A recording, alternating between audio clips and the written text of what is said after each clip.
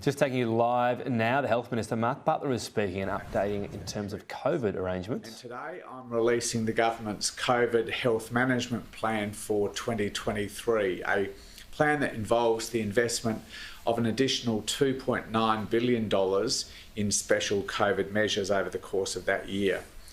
From the 1st of January, as has been indicated some months ago out of National Cabinet, COVID admissions to Australia's hospitals will be funded in the standard way under the National Health Reform Agreement, which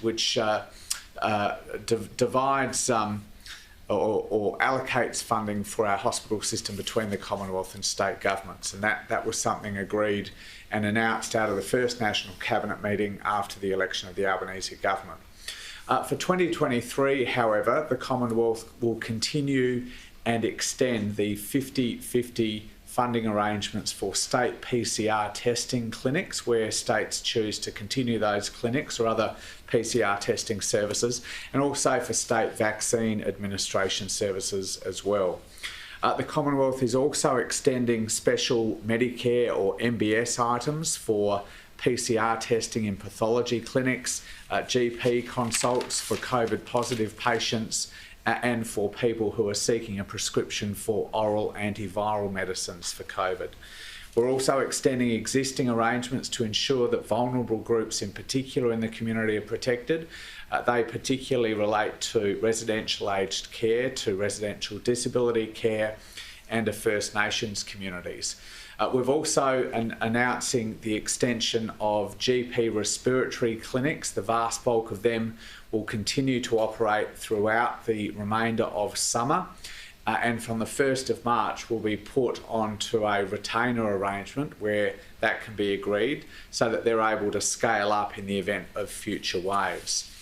This plan strikes the right balance, we're confident, to protect vulnerable Australians, to protect the integrity of our health and hospital system while transitioning safely out of the emergency phase of the pandemic.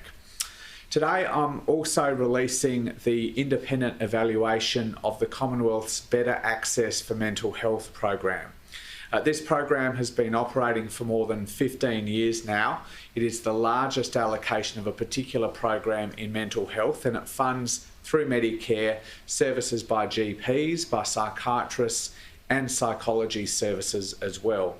This is the first comprehensive evaluation of this significant program for more than 10 years, and it was received by me on Friday. I've considered it over the weekend, and I've decided to release it immediately given how eager the anticipation of this evaluation has been. Broadly speaking, the evaluation finds that this program is very widely used and outcomes from the program are largely positive.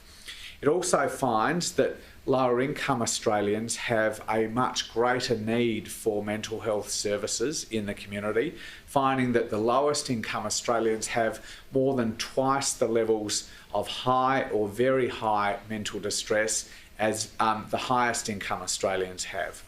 The evaluation finds, though, and these are the words from the evaluation, that those on lowest incomes are least likely to access services under this program, and that all of those indicators have worsened over time.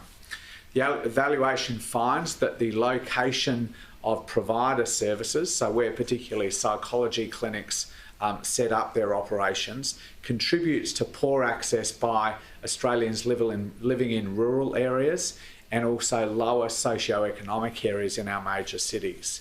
The evaluation also finds that the poor access for lower income Australians means that they are more likely to be prescribed medication instead of being referred to psychology service than the highest income Australians. Now, at the height of the COVID lockdowns, particularly in the eastern states, the former government provided access for 10 additional psychology sessions under Better Access, on top of the existing 10 that have been funded for many years under the MBS. And under the former government's arrangements, those additional 10 sessions were funded to the end of 2022. Now, the evaluation I'm publishing today considered the impact of those additional 10 sessions and found that they drove a very big increase in the number of services in this sector generally.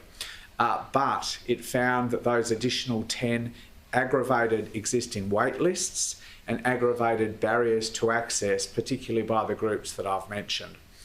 The evaluation found that all of the additional services went to existing patients, and that the number of new patients who were able to get into the system and get access to psychology service actually declined by 7% over the course of that period. It also found that all of the growth...